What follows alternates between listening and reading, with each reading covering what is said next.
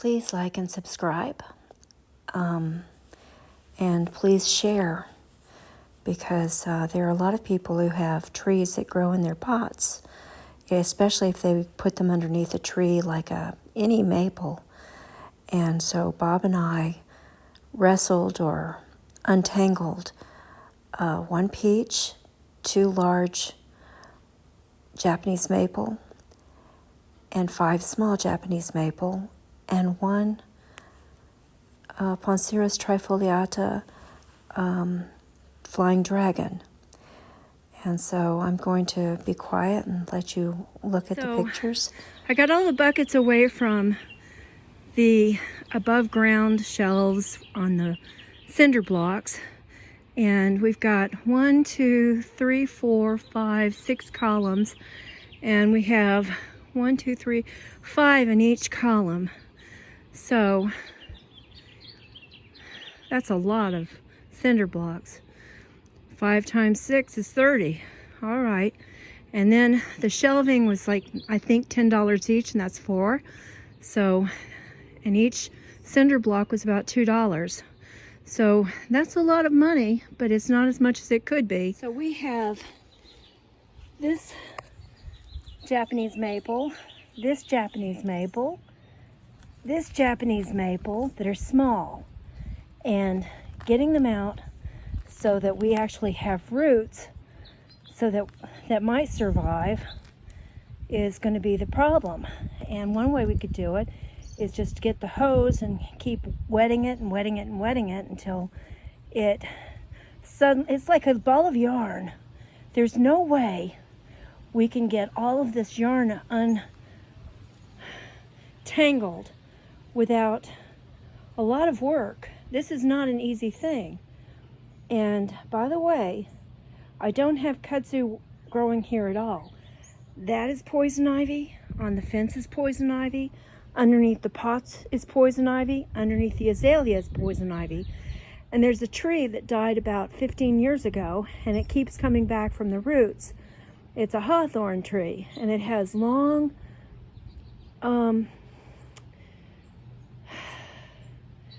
thorns. That's why they call it a hawthorn tree. So I'm going to turn this off for a minute. We've been using water, and what we're doing is we're getting the peach tree out first. I don't know if it came from the grocery store or if it was a peach tree that George, what was his last name? Kennedy? The chiropractor from church? What was his last name, the guy? I can't think of his last name. It's not Kennedy. Yeah, well, anyway, this looks like a mandrake root, but it is a peach, and Bob is going to try to wrangle it out. Try to wrangle it, honey.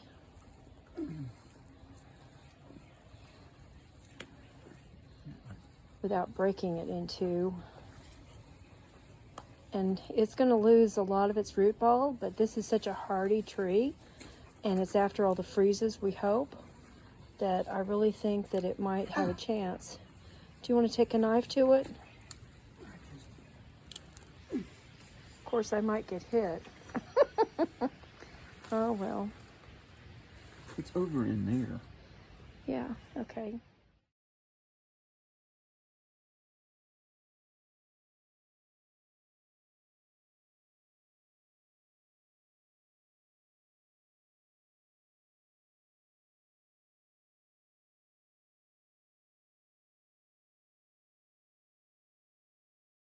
So this is what a clean house looks like.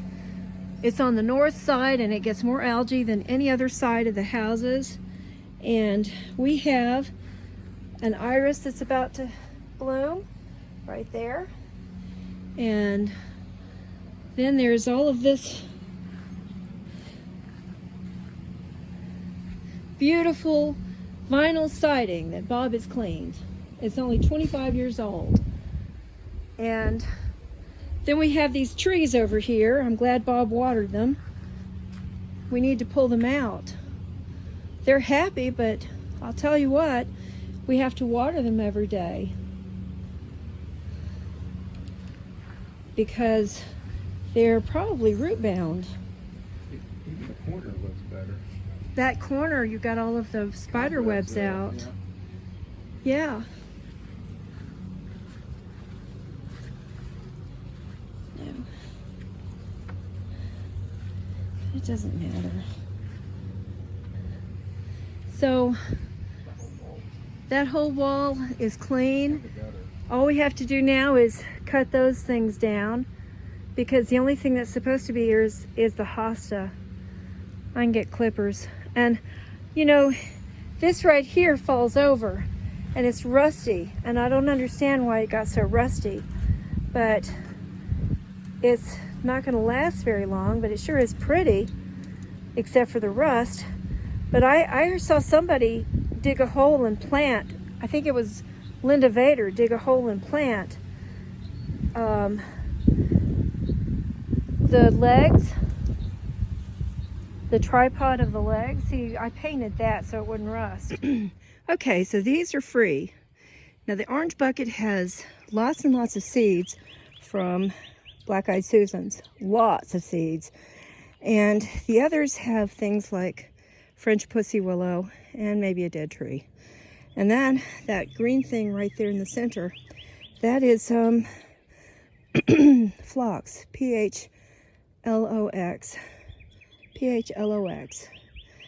And this is all free to one person.